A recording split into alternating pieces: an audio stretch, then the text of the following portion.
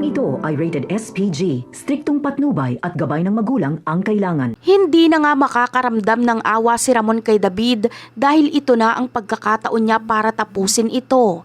Sinamantala ni Ramon ang pagkakataon dahil wala doon si Rigor at mag-isa lang si David. Alam niyang walang kalaban-laban ito sa kanya. Kaya naman, hinabol nga ito nila Ramon kasama ang kanyang mga tauhan nang subukan itong barilin ang nanay niyang si Marites. Hindi nga mapapatawad ni Ramon si David dahil kung tinamaan si Marites sa ginawang pagpapaputok nito ay hindi niya ito matatanggap. Mabuti na lang ay agad na nailag ni Ramon si Marites kaya nailigtas niya ito. Hahabulin ni Ramon si David at dito niya na ito tuturuan ng leksyon kasama si Atty. Vera. Ngunit ang tanong ng marami ay paano nga ba nakatakas si Marites? Malamang ay tinulungan siya ni Atty. Vera.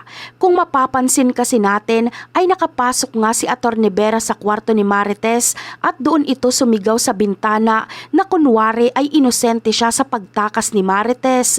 At dahil tanga itong si David ay mapapaniwala naman siya ni Atty. Vera. Samantala, kahit gaano pa kabilis tumakbo at magtago sila David ay maaabutan pa nga rin sila nila Ramon. Dito ay wala nang kawala si David at pagkakataon na ito ni Ramon para tapusin ito.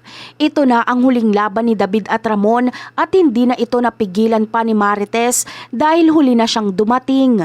Kaya sa muling pagpapaputok sana ni Ramon para kay Atty. Vera ay napigilan nga ito ni Marites dahil sasabihin niyang si Atty. Vera ang tumulong sa kanya para makatakas.